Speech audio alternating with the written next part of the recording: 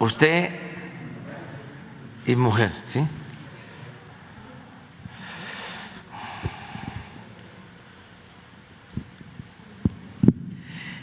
Buenos días, señor presidente. Mi nombre es María Luisa Estrada, soy del canal La Grillotina Política y hoy traigo la investigación completa con pruebas, actas constitutivas del tema que vengo trayendo desde hace ya un año, ya cumplió, del 23 de junio del 2021, que es el tema de la corrupción de la empresa RCU ligado a Genaro García Luna, en la cual, pues bueno, ha sido un año largo en donde en 3 ocasiones he estado repitiendo la misma situación. Hasta el día 14 de marzo del año en curso se dio la reunión por fin con el señor Alejandro Encinas, en la cual se le entregó íntegra toda la investigación con incluso hasta pues actas constitutivas. Él se comprometió a una nueva reunión para pues comentar qué avances se habían tenido, porque se comprometió a que la investigación la iba a entregar al secretario de Gobernación para que no se filtrara información. Hasta el día de hoy no nos ha vuelto a contestar. A partir del 14 de marzo del 2022 que nos reunimos con él, no nos volvió a contestar ni llamadas, ni mensajes, ni absolutamente nada, ni él ni sus asistentes. Otra de las cosas es de que a partir de ahí, pues nuevamente pues se vienen las amenazas y tomamos la decisión, el compañero y colega J. Jesús Lemus Barajas y una servidora, pues de hacer pública la investigación y entregársela en manos propias, porque apenas salió hace unas semanas que nuevamente se había vuelto a dar un contrato a pues RCU, y este es un tema preocupante porque nosotros sí tenemos las pruebas. El último día que yo expuse este tema fue el 23 de diciembre del 2021, que de hecho me tocó que estuviera Alejandro Encinas. A partir de ahí, pues bueno, se dio una serie de situaciones, se me vino otra campaña de desprestigio en mi persona, en la cual pues ahora desafortunadamente fueron pues de compañeros en YouTube, ¿no? También hay que mencionarlo que, como dice usted, pues la calumnia, pues si no mancha, pues sí tizna, y le vuelvo a repetir, yo tengo familia y uno como periodista lo único que tiene es la credibilidad. La campaña de desprestigio inició a partir de una carta que emitieron en la Secretaría de Gobernación, información que tenemos corroborada, que fue ordenada por el funcionario Enrique Irazoque. Enrique Irazoque emanó del Calderonato. Él estuvo como comisionado de Derechos Humanos en Nuevo León. Tenemos testimonios de madres rastreadoras en donde ellas acudieron cuando Enrique Irazoque estuvo al frente de la Comisión de Derechos Humanos y jamás hubo resultados. ¿Quién puso a Enrique Irazoque en el puesto en el que se encuentra precisamente en el mecanismo? ¿Cuál es la función que juega Enrique Irazoque en el mecanismo de protección? Él es o era, hasta que la Secretaría de Gobernación hace unas semanas pues toma el control, por lo que tenemos entendido, si estoy mal por favor corríjame, del mecanismo de protección, pero Enrique Irazoque era el enlace con las ONGs como Artículo 19, Periodistas Desplazados, Reporteros Sin Fronteras y bueno, un sinfín de ONGs que no es un secreto que pues mientras más sangre derramada de nuestros colegas, pues más dinero recibe de Estados Unidos, de la Unión Europea, de Canadá y de otros países pues que les encanta señalar lo que pasa en México. Pero aquí está la otra situación. ¿Cómo funciona o funcionaba esta red de favoritismos para pues brindar el mecanismo a gente que nosotros nos seguimos sosteniendo no lo necesitan? Y más lo que los necesitan hoy están muertos porque se los negaron. ¿Por qué? Pues porque bueno, el favor era darte el mecanismo de protección, que ya sabemos que equivale a escoltas, coche y chofer, ¿no? A cambio, apláudeme y di que soy un buen servidor. Es una burla que Enrique Irazoque diga que se está trabajando cuando solamente anuncia las reuniones en redes sociales, cuando sabemos que en el país más del 70% no hay conectividad. A los periodistas que están matando son a los que están en los poblados, en los estados, y son a los que les cuesta trabajo acceder a redes sociales. Por eso, pues se accede más a Facebook, porque jala menos internet o menos banda ancha, como dirían, ¿no? Pero bueno, el punto es de que cómo inició pues este negocio con el tema de la seguridad. En el 2010, Luis Cárdenas Palomino se asoció con García Luna para privatizar la seguridad pública. Dieron más de 352 permisos, los cuales nosotros tenemos en nuestro poder y los traigo conmigo, en los cuales pues 352 permisos para que pues nuevas empresas de seguridad. Muchas de ellas trabajan ilegalmente, así como también pues fomentan el tráfico de armas.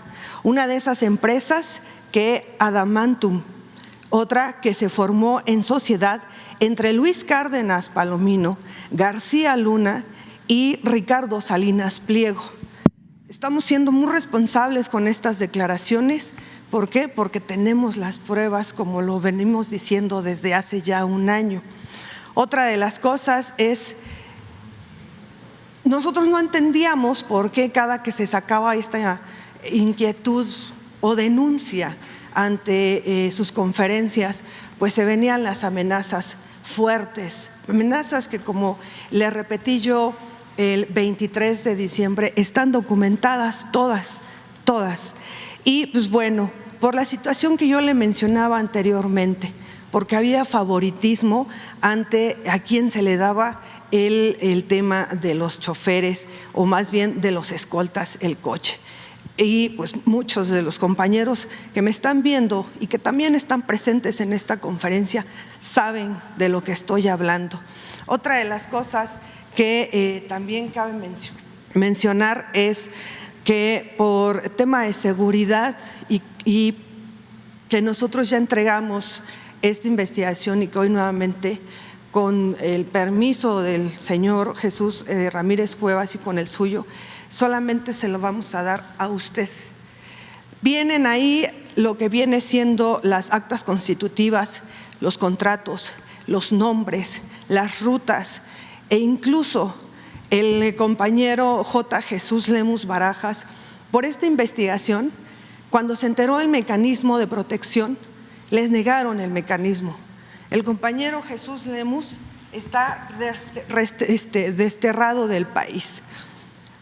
Jesús Lemus fue detenido el 8 de mayo del 2008.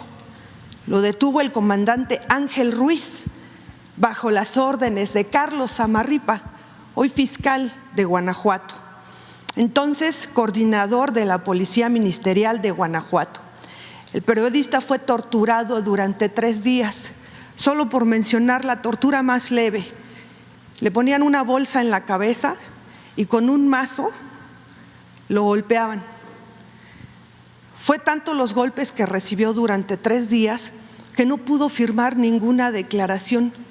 ¿Por qué? Porque el periodista, después de ser torturado y enviado a prisión bajo los cargos de narcotráfico y delincuencia organizada, estuvo 3 años y 5 días en Puente Grande, Jalisco. Algo que me pidió y lo ha dicho en su programa, que le agradece profundamente que haya cerrado esa prisión, porque era un infierno y era el inframundo esa prisión. Otra de las cosas es, después de que estuvo 3 años y 5 días preso, ¿cuál fue la causa? Porque él fue el que sacó a la luz la relación que había entre la Tuta, ex líder de los Caballeros Templarios, y Cocoa Calderón, hermana de Felipe Calderón, que por cierto hoy está incrustada en Zamora, Michoacán, porque el presidente de Zamora, Michoacán, creó un cargo y la nombró encargada por la paz de Zamora, Michoacán, imagínense. Y resulta que Jesús Lemus en esa investigación pues se da cuenta que Cocoa Calderón pues era cuando a la tuta pues le pedía dinero para financiar su campaña. En ese entonces Cocoa Calderón quería contender y contendió por la gobernatura de Michoacán. Cuando él saca esto a la luz, por órdenes de Genaro García Luna y del expresidente Felipe Calderón, él pues es detenido el 8 de mayo del 2008 por este comandante que, pues bueno, de ahí no lo mataron. ¿Por qué? Porque en ese entonces, cuando realmente la ONG Reporteros Sin Fronteras se preocupaba por los periodistas, pues hizo un escándalo. Pero posteriormente, Reporteros Sin Fronteras, la que encabeza desde hace muchos años esa organización, vendió al compañero al gobierno de Felipe Calderón. Y también hay pruebas de eso. Otra de las cosas es que él sale el 11 de mayo del 2013, pero la CEAF y el mecanismo no quieren reconocer su calidad de víctima. Hoy el compañero se encuentra desterrado, él es originario de Michoacán, hoy el compañero se encuentra desplazado de su país y a pesar de que el mecanismo se atrevió a decir de que le estaba brindando protección, esto fue una vil mentira porque no fue verdad, nunca le dieron la protección. Otra de las formas que el mecanismo hace creer que brinda protección es simplemente te ponen en la lista, en los famosos protocolos, pero nunca te lo dan. Hay tres formas en las que nosotros hemos detectado la corrupción. Una es la que le acabo de mencionar, la otra es cuando dan el famoso botón de pánico, ese botón de pánico que da la ubicación exacta de en dónde están y el cual ha servido para ubicar y asesinar a compañeros, y hay pruebas también de eso. Y la otra, pues bueno, pues es el famoso favoritismo a personas que no ocupan el mecanismo, mas sin embargo, por aplaudidores se los están dando. La otra, para finalizar y hacer la pregunta, es ¿por qué se mantiene, si usted en varias ocasiones ha mencionado que nada que tenga que ver con Genaro García Luna ni con todo el tema del calderonato podría estar en su gobierno? ¿Por qué la aferración de mantener a Enrique Irazoque al frente de un puesto que no está dando el ancho, que traemos pruebas de la corrupción y que para salvar el pellejo me quiso someter a una campaña de desprestigio? En la hemeroteca del gobierno federal, ahí está la carta que pidió que se publicara en nombre de la Secretaría de Gobernación, y esto fue después de que yo expuse el 23 de junio de hace un año, en donde la carta dice: el pasado 27 de octubre del 2020, en la conferencia matutina del presidente Andrés Manuel López Obrador, la periodista de La Guillotina Política, María Luisa Estrada, denunció que el fideicomiso del Fondo para Protección de Personas Defensoras de Derechos Humanos y Periodistas entregó un contrato de adjudicación directa a RCU Sistemas S.A. de C.B, la cual sostuvo está ligada a empresas de Genaro García Luna. Esta carta la sacó un viernes 25 de junio del 2021 y de ahí la replicaron La Silla Rota, Artículo 19 y bueno, muchos medios más. En este contexto, el Mecanismo de Protección para Personas Defensoras de Derechos Humanos y Periodistas informa que en la revisión a la documentación legal y administrativa del prestador de servicios de referencia no se percibe ni se acredita que exista alguna relación o vínculo con el señor Genaro García Luna.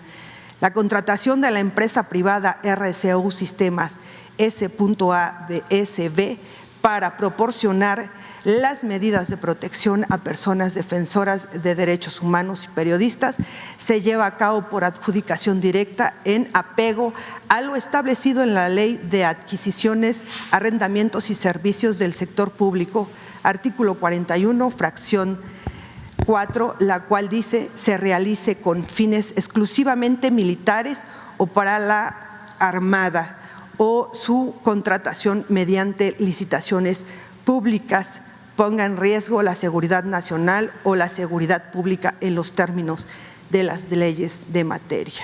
Pues esta carta, señor presidente, que está en la hemeroteca del gobierno, que en ese entonces estaba de secretaria de Gobernación Olga Sánchez Cordero, que ella está consciente de esta situación, miente, porque aquí señala que el 7 de octubre del 2020, la primera vez que yo tuve participación en sus conferencias fue el 28 de octubre del 2020.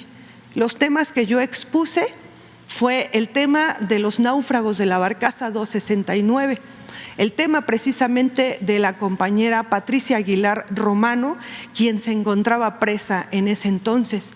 Expuse el tema de otras dos activistas, que si mal no recuerdo, pues ahorita una de ellas es diputada a nivel federal, que es la señora Susana Prieto.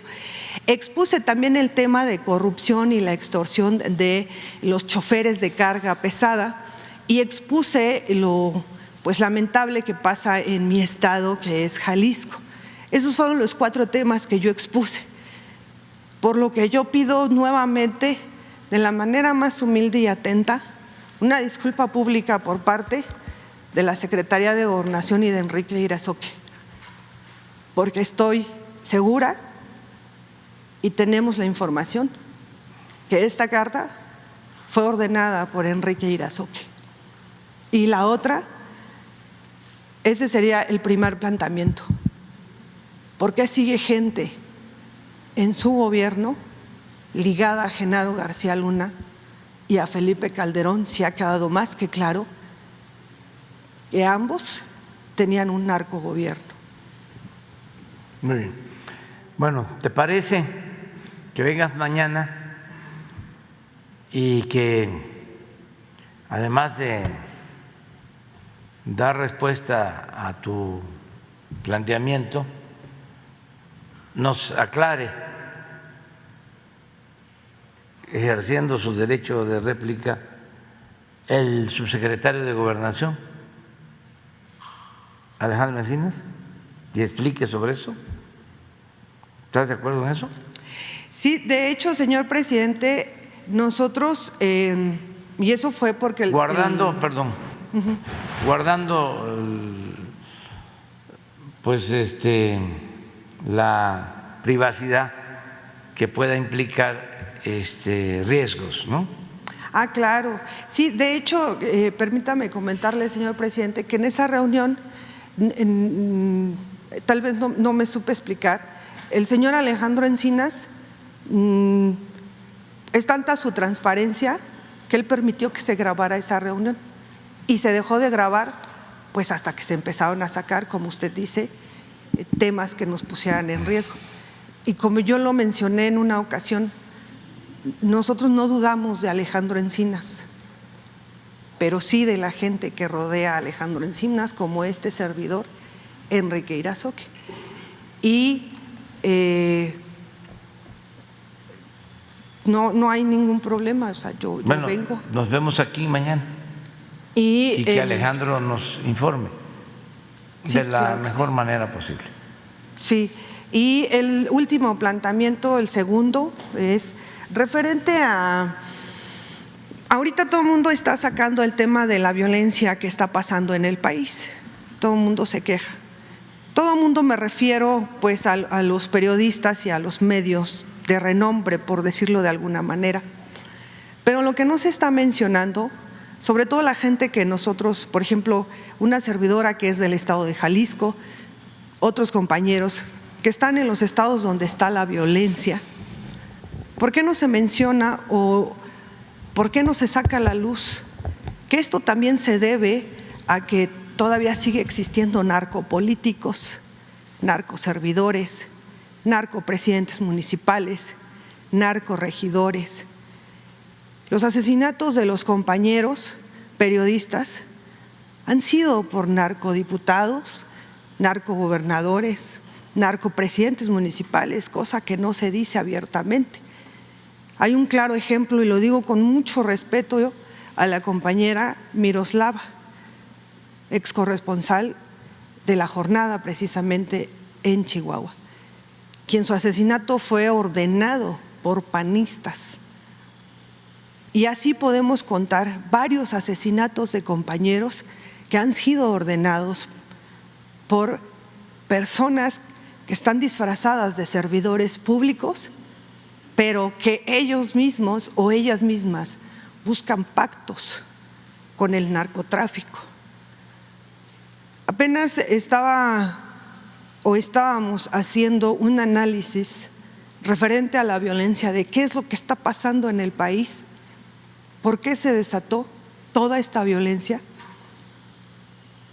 Y nuestro humilde análisis es antes no se decían las cifras reales, todo era mentira y todo era maquillado. A la gente lo que se manejaba era pan y circo, reality shows, novelas y hasta narconovelas también. Otra de las cosas, es que tampoco se decía la verdad. Creemos que el día de hoy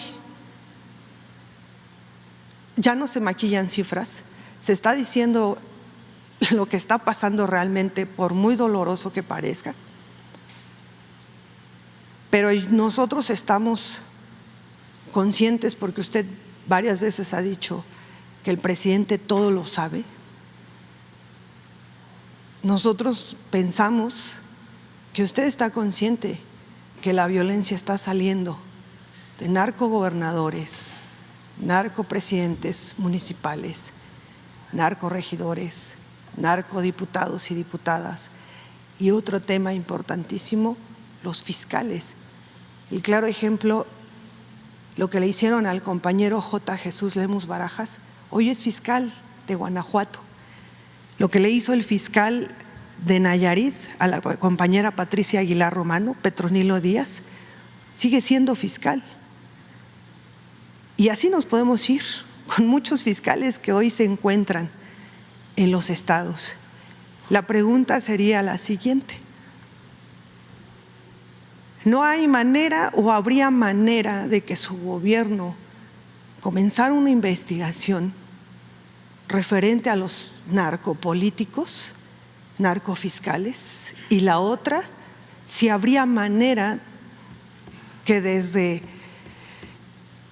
su mandato se pueda ver alguna fórmula para realizar lo mismo que realizó el gobernador de Veracruz, referente al fiscal que estaba, el exfiscal que se encontraba cuando llegó el gobernador de Veracruz, Cuitláhuac, estaba al servicio de un grupo delictivo, y por más esfuerzo que se realizara, no avanzaba y aumentaba más la inseguridad. Cuando el gobernador Cuitláhuac cambia al fiscal y pone al actual fiscal, regresó la paz a Veracruz. No lo digo yo, lo dice la población de Veracruz.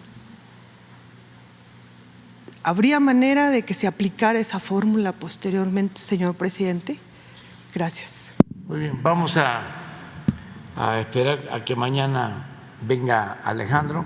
Y acerca de lo que estás planteando, pues sí, hay todavía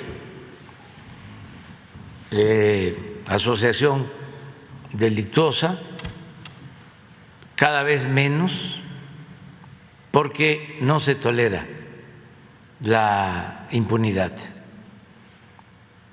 Muchos de los casos que todavía tenemos, como tú lo estás señalando, tiene que ver con la tolerancia y con la impunidad que se da en algunas regiones, algunos estados del país.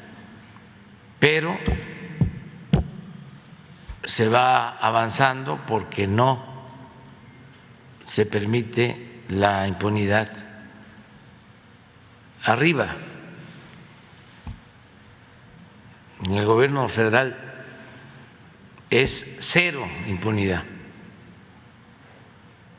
Y cada vez es más evidente de cuando hay corrupción y hay impunidad en autoridades locales.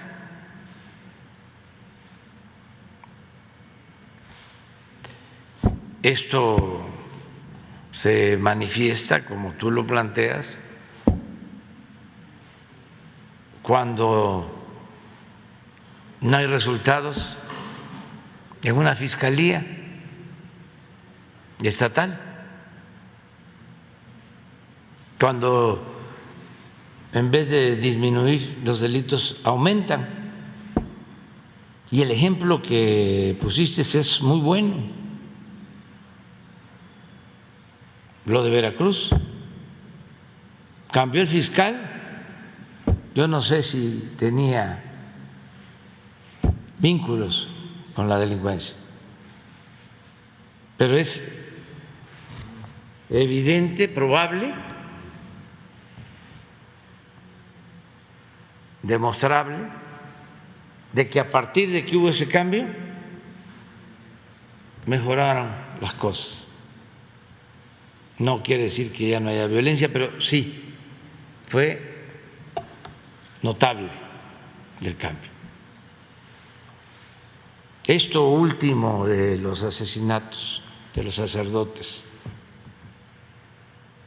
en Chihuahua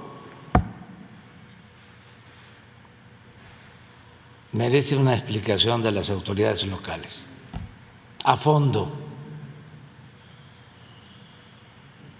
porque ¿cómo es posible que con orden de aprehensión esta persona se moviera con toda libertad, que fuese patrocinador de un equipo de béisbol,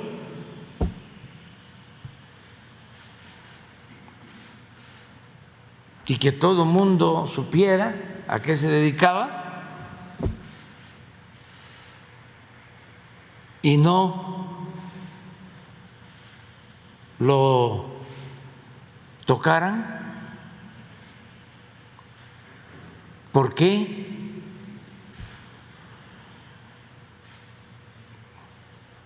¿Cuál era su estatus?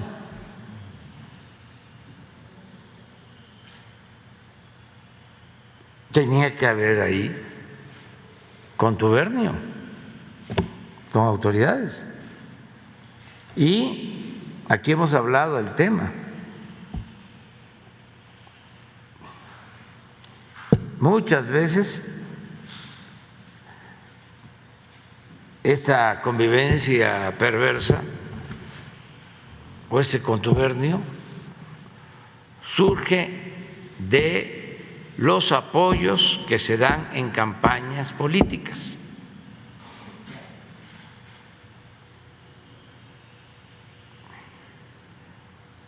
De estados que se descompusieron por completo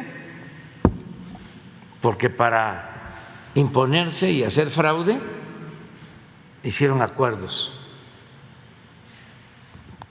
con grupos dedicados a la delincuencia y crearon monstruos.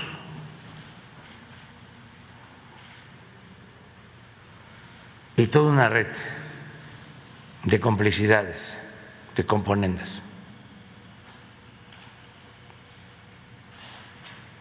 Entonces, sí, tienes mucha razón, pero hay que también tener confianza porque se va avanzando. Pueden haber campañas de gente sin escrúpulos, cínicos, cretinos, que dicen que es lo mismo que antes. No, no. Y se prueba con hechos y con datos.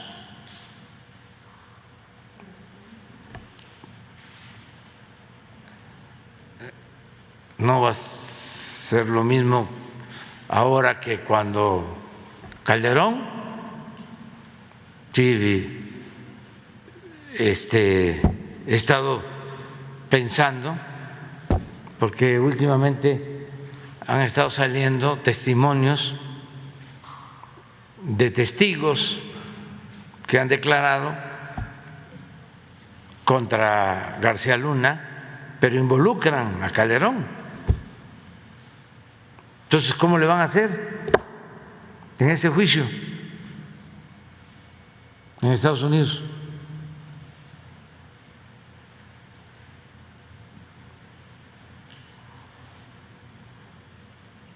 Por eso entiendo, ¿no?, sus preocupaciones, y la gente que está ahí involucrada, que participaron,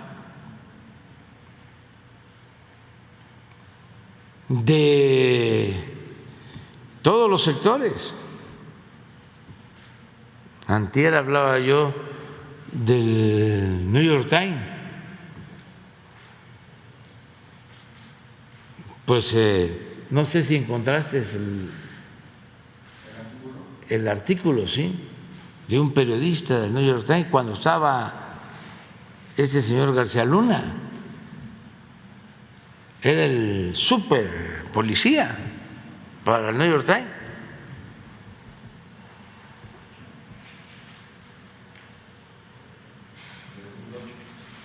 ¿En 2008?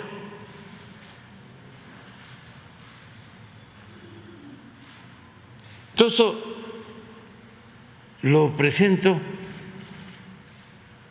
porque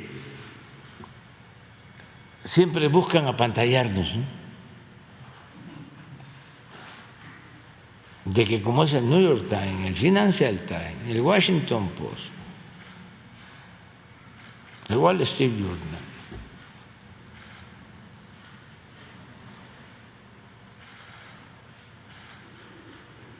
y hay declaraciones de agentes extranjeros a favor. Entonces, ¿cómo estaba la relación? ¿Y cómo se rompe? ¿Cuándo es que se dan cuenta? Hay muchas interrogantes, pero además de tenerlo como un profesional, un héroe,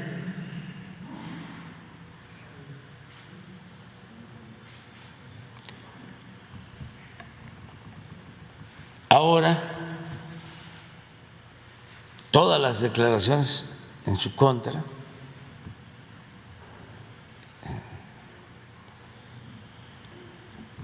muy fuertes, recibiendo dinero, pero señalando que parte de ese dinero iba a Los Pinos.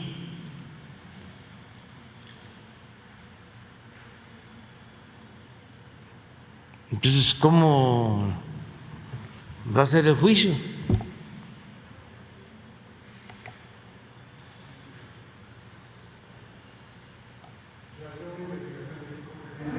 Aquí hay investigación, pero se tiene que esperar a que resuelvan en Estados Unidos. Inicia en octubre el juicio. Sí, pero ya lleva mucho tiempo.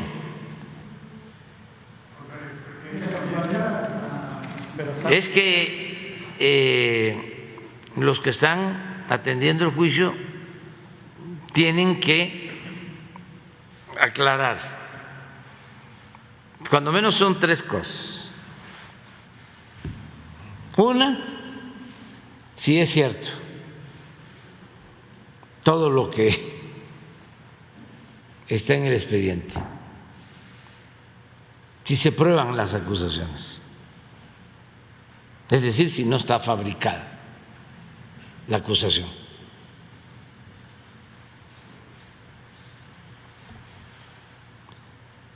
Si dicen se fabricó,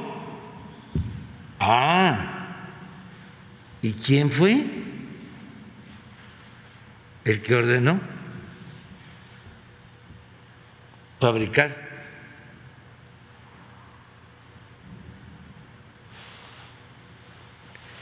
esta acusación? ¿De dónde surgió? ¿Qué agencia? ¿Quiénes fueron los responsables? Eso es lo primero, porque cuando pasó lo de el general Cienfuegos, independientemente de que no se tomó en cuenta a México, y es un asunto que tiene que ver con la autoridad de nuestro país y de su gobierno, yo pedí que me mandaran el expediente y afortunadamente por la buena relación con el presidente Trump me enviaron el expediente y nos dimos cuenta de que no había fundamentos. Por lo mismo, porque a veces todo lo que viene del extranjero ya es infalible.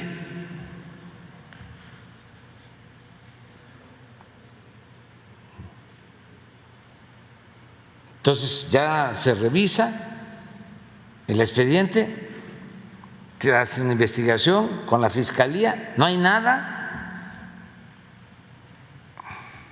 no hay pruebas. Y como sabía yo de que los que habían armado el expediente, no sé por qué razón, tengo mis hipótesis. Una, porque venía la elección. Esto se dio en vísperas de las elecciones en Estados Unidos. Ya a lo mejor buscaban la confrontación, porque han de haber dicho, se va a enojar mucho el presidente de México, y sí me enojé, nada más que me aguanté, ¿no? Iba a haber ruptura y esto va a convenir a otro candidato, ¿no? Eso, una. Dos, venganza contra el ejército mexicano.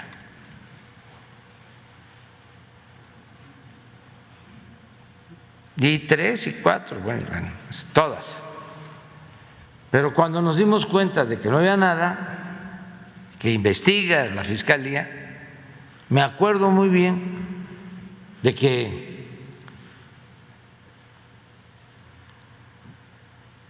ordené que se subiera el expediente completo al internet. Y entonces nuestros abogados diciendo, no, ¿cómo? El debido proceso. No, ¿qué debido proceso? Ni qué nada en estos casos. Si está de por medio el prestigio de México, el prestigio de una institución como las Fuerzas Armadas y el prestigio de las personas. ¿Cómo va a ser un asunto nada más de despacho? Pero los que trabajan para las agencias, nuestros adversarios, nuestros adversarios políticos, los conservadores, iban a decir, están protegiendo al general Cienfuegos. Entonces, para que no quedara duda, Incluso cuando la Fiscalía dijo que no había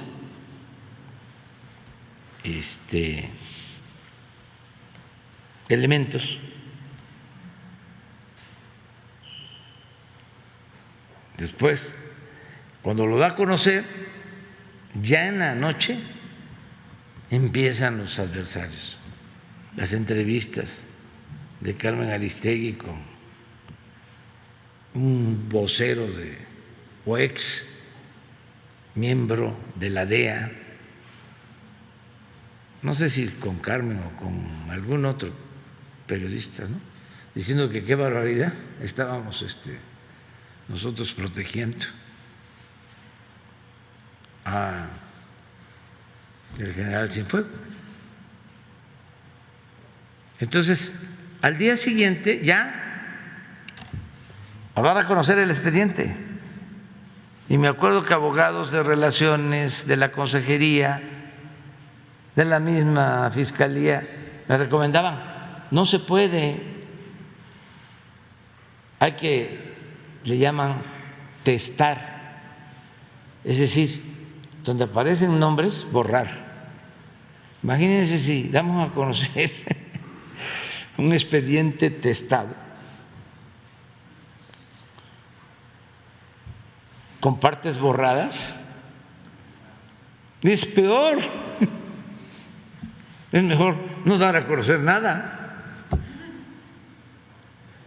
Digo, no, completo y sin testar nada. La verdad. Bueno, ¿por qué hago referencia a esto? Porque eso es lo primero que tiene que pasar en este asunto. Es decir, a ver, ¿hay pruebas? No hay pruebas. Y si son buenas las pruebas, ¿hasta dónde va a llegar el caso?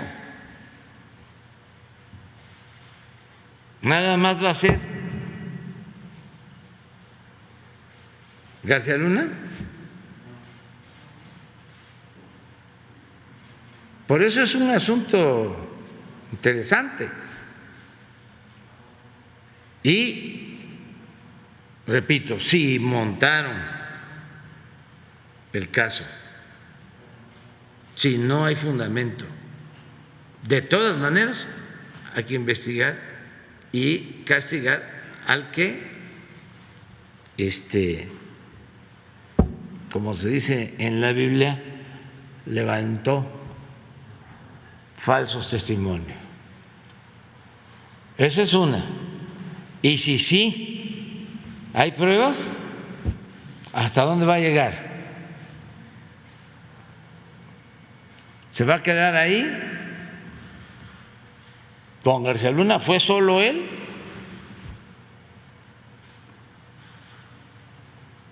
¿O se va a ampliar?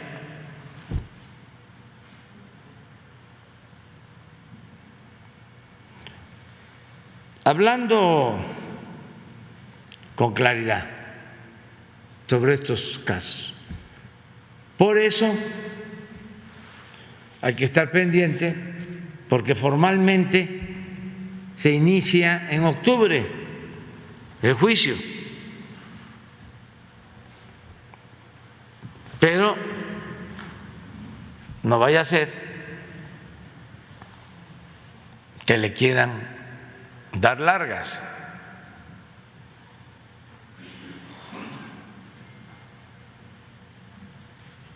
Pero son buenos temas. O sea, no nos podemos quejar, estamos viviendo tiempos interesantes. Bueno, ¿quién quedó? Segundo. Gracias, presidente. Muy buen día a todos. José Sobrevilla, noreste.net. Al cierre del primer trimestre, presidente, de este año,